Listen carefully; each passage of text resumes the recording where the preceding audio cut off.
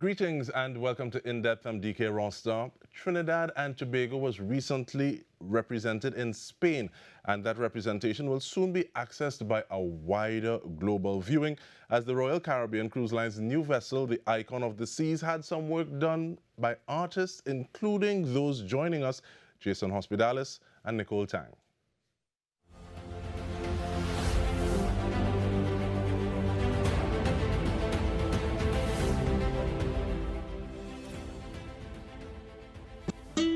Hi, my name is Nicole Tang, and I am the designer of this mural project that I did in collaboration with Jason Hospedales. Now, Jason is the main artist who is responsible for the motifs and the images and the colors and the style of art that is being represented in this mural.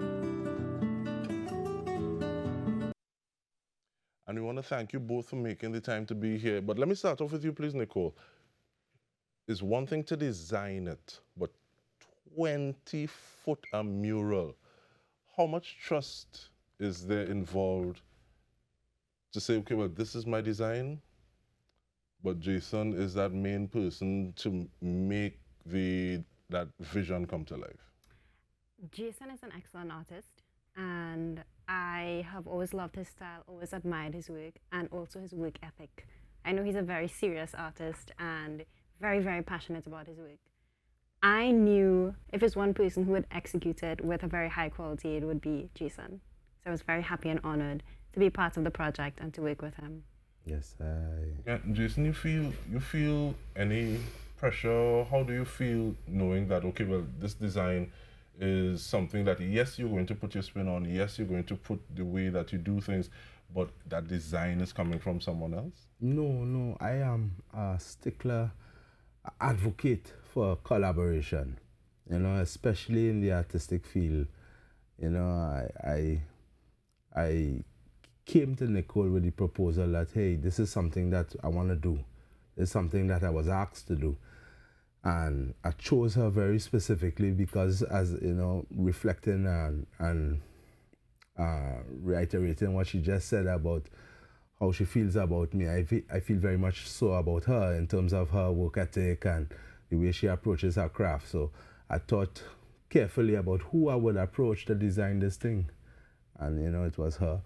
And she did it very well. What we did was actually use a number of my original works, photographs of them that she herself took.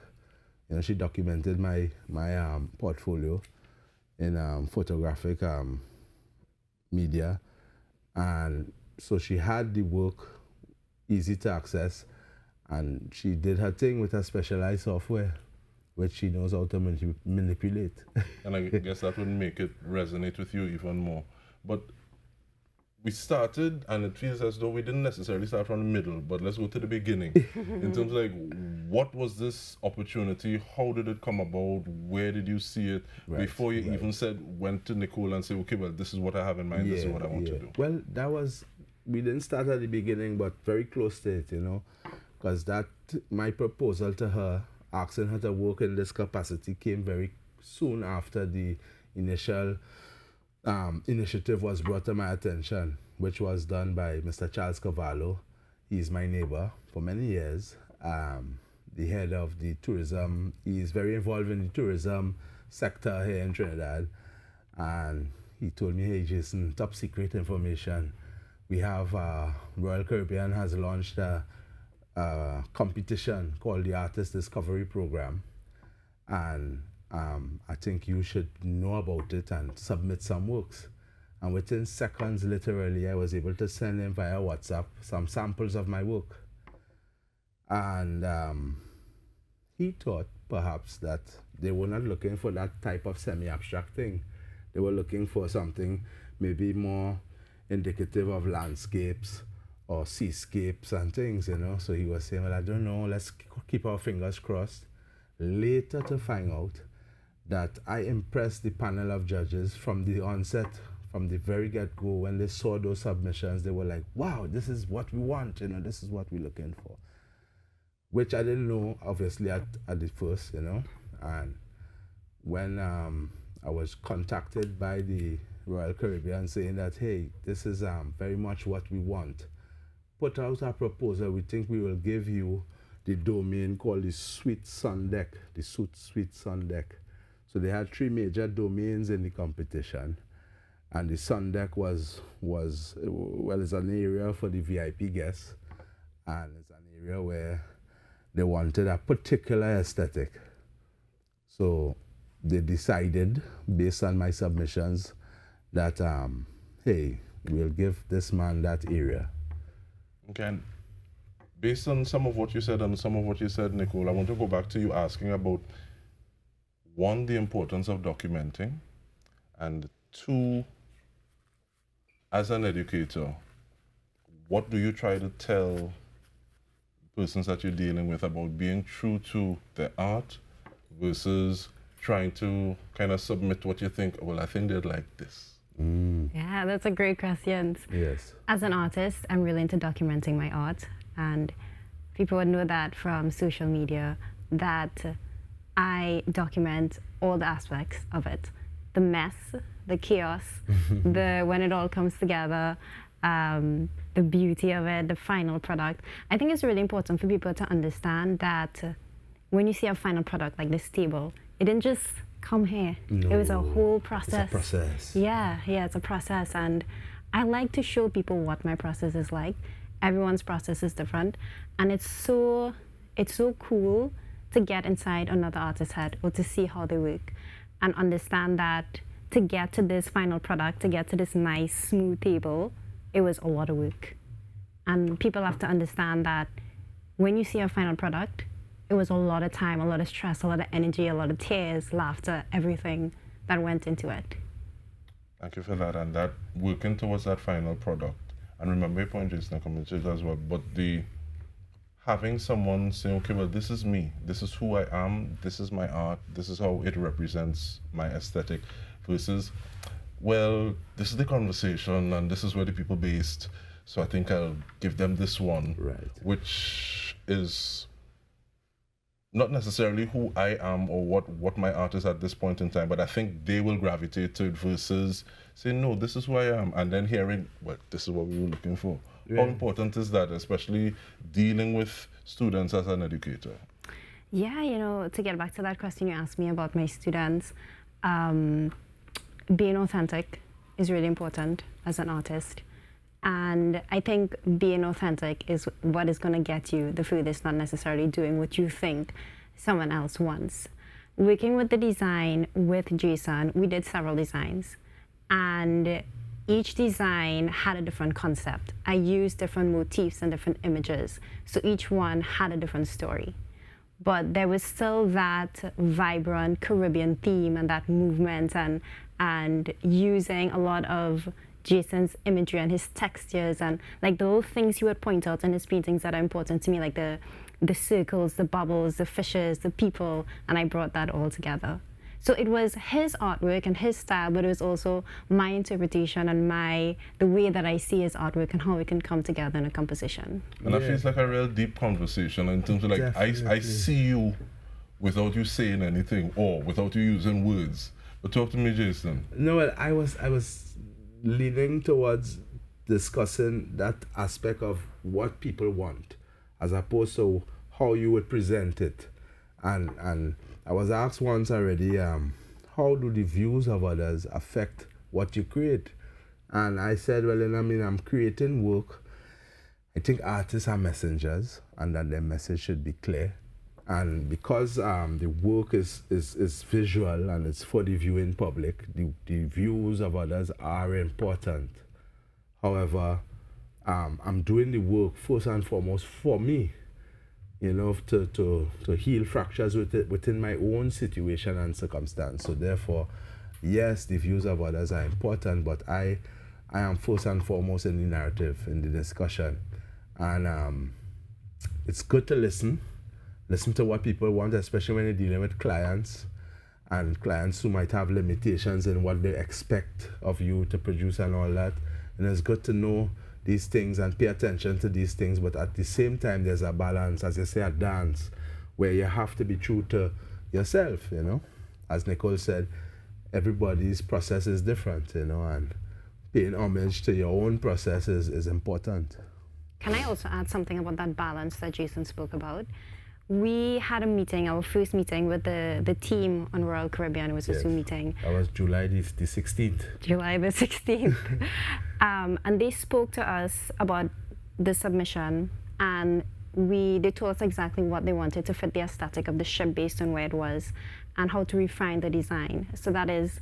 I thought that was armed information. We felt armed now and really validated, because now they are looking at, and they brought back some of my first set of submissions in that discussion, and they put it up on the Zoom call. This is the one we like.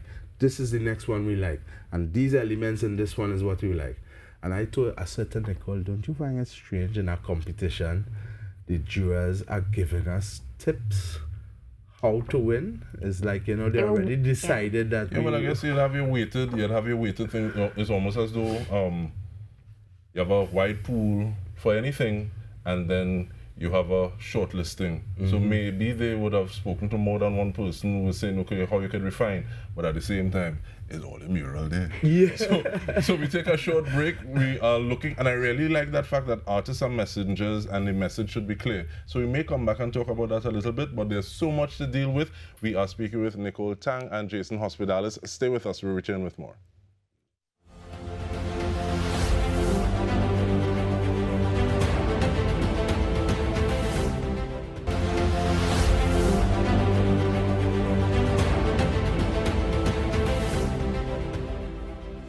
Welcome back. We are speaking with artists and educators Nicole Tang and Jason Hospedales. A 20-foot mural on Icon of the Seas is some work that has just been finished. Is that the entire team, Jason? It was just both of you? Yes, including my wife, Alison Suzette Sampat, who is better known as the Sunshine, my wife. She was an active participant in my team. And more so than an active, I call her my general, my field marshal general, battalion commander. You know? Well, it's one thing to say, okay, well, this is the design that you've come up with, and you've manipulated motifs, and you put this in, you put this in, then you get the little armed information, so you tweak it a little bit, and people say yes. But actually implementing that vision, because I was seeing that it was more than just paintbrushes, even though I saw what I think was stencils. At a point in time, I say, but this is art, or this is poker, or snooker. You understand? So what are some of the methods or mediums that you would have used to actually put that design out? I'll start with you, please, Nicole. Sure. So we worked on the 18th deck. So it's a very big ship, a lot of decks. I'm telling you, almost every day, Jason would find the discarded materials around the ship. Every day, every other day, he would find new things. He would bring a piece of PVC pipe, an old piece of rope. He found like a piece of a styrofoam that he cut to create sponge and all these things. Yeah, to create stamps, and so it was an interesting process. Like you said, it was not literally just putting paint on a wall. With a brush. Yes, with a brush, but also using found materials around us in the environment and find ways to incorporate it in an effective way. I guess that also speaks to a level of... I see someone talking about you get flow when you combine discipline with intuition. Yes. So it's one thing to say, okay, well, this is design. Yes. But how it is you put in that design to say, okay, well, if we use the sponge, you could get a more of a speckled effect. Yeah. Or how do you open? Faster application if you have to repeat a pattern. Yeah. So you could cut a specific shape and repeat that easily with a sponge instead of trying to do that with a brush. You know, and these are things I learned from some of the luminaries I studied with, Makamba Kunle, Leroy Clark, you know, observing Glenn Rupchan and Kalai Harris, some of these fellas, you know, when you watch their approach, you learn some things, you know. But also, when you spoke about putting the thing down, you know, the practicality of it, when we arrived on the ship, we met a ship in full construction mode. Although it was finishing touches, scaffoldings here, people welding here, people grinding here, everybody up and down with hard hats, and we weren't sure how we're going to get a chance to produce in this environment. Yeah, people were constantly moving in and out of our space, in and out and around, constantly, every day. So it happened that a night, the day after we arrived, they had many drills on the ship. Exit and entrance protocols, fire drills and so on. And one of the drills they had was a blackout drill. And they said for 2 hours that night, they would have no electricity, no lights. And everybody was cautioned to stay in their stateroom, and they would play soft music to kind of break the silence and the darkness. But there was the option of leaving the ship. And I met with some of the muralist team that was hired by the Royal Caribbean to help each muralist produce their work. So they had a muralist team on board, about 7 of them. And I met them on the designated smoking area of the ship. And they said, we're leaving the ship tonight, we're going in the town. And I said, well, can we tag along, perhaps? And they said, sure. We went out into the city of Cadiz that night.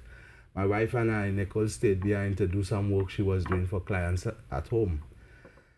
And I felt so inspired by my journey in Cadiz that night.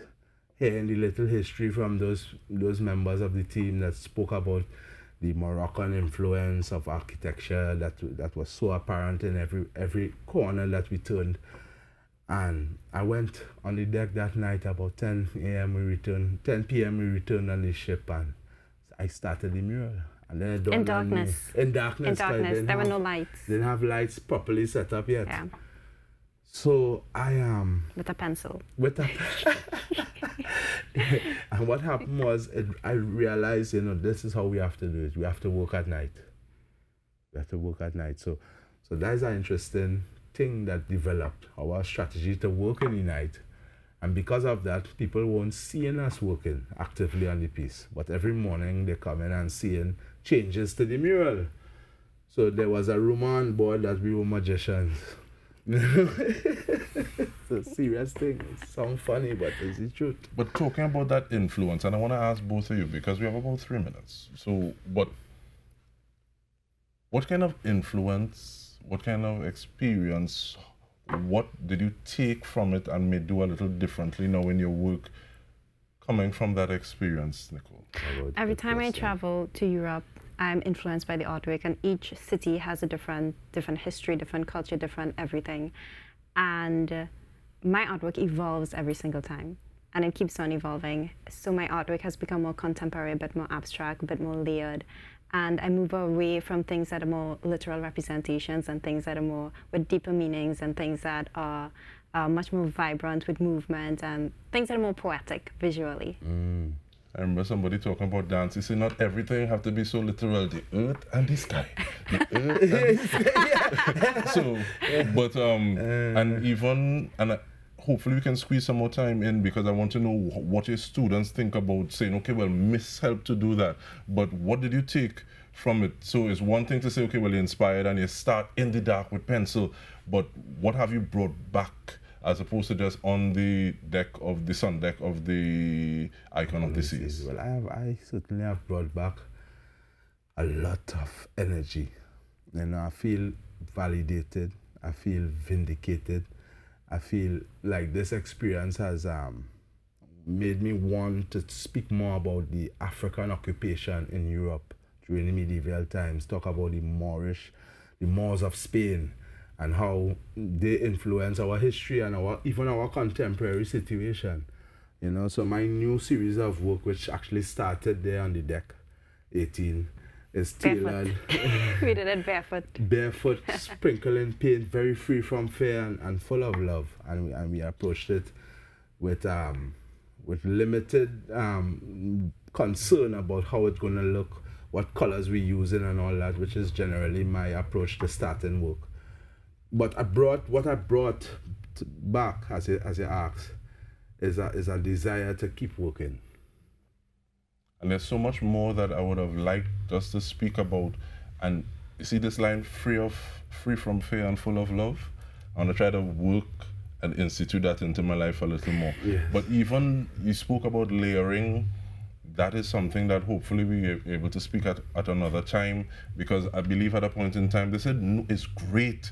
And you're saying, no, it ain't finished yet. Yeah, they said. So how much is halfway enough? through it, they were like, listen, Nicole and Jason, y'all are the only ones who know your mural is not finished. Yes. You know? And we were halfway through it. Yeah. You know? They were already mind blown. Okay, but quickly we're squeezing it in. Students, missed that. What has that feedback been like? They are my biggest fans, and they would always be my biggest fans and biggest supporters. And I know that they will always be proud of me. Yeah. And we are giving thanks for the work that you've done as well. And we also thank you for being able to be here to share some of the work that you're doing. Nicole Tang, Jason Hospedales, and on behalf of the entire news team, this has been In Depth with me, Dike Rostant. Thank you so much for joining us.